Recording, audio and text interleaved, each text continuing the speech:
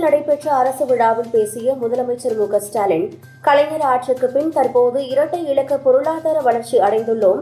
வளர்ச்சியை பொறுத்துக் கொள்ள முடியாத எடப்பாடி பழனிசாமி மத்திய அரசின் புள்ளி விவரத்தை தவறு என்கிறார். மத்திய அரசே சாதிக்க முடியாததை ஸ்டாலின் சாதிக்கிறாரே என்ற வயிற்றெரிச்சலில் பேசுகிறார் என்று தெரிவித்தார். சேலம் மாவட்டத்தில் செய்தியாளர்களை சந்தித்து பேசிய எடப்பாடி பழனிசாமி, எம்ஜிஆரை பொதுமக்கள் தெய்வமாக கருதுகிறார்கள்.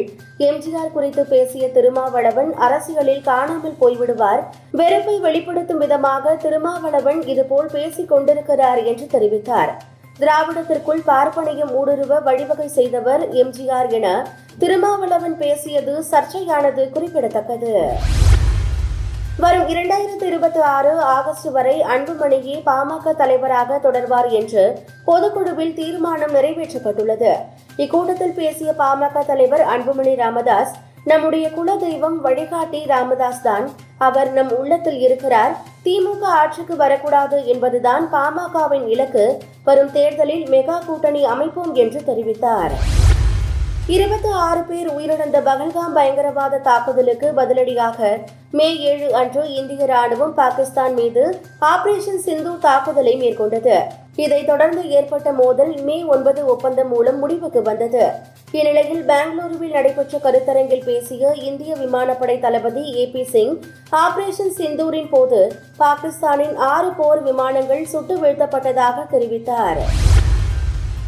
ICICI வங்கியில் புதிய கணக்கு தொடங்குபவர்களின் குறைந்தபட்ச சராசரி மாதாந்திர மினிமம் பேலன்ஸ் உயர்த்தப்பட்டுள்ளது.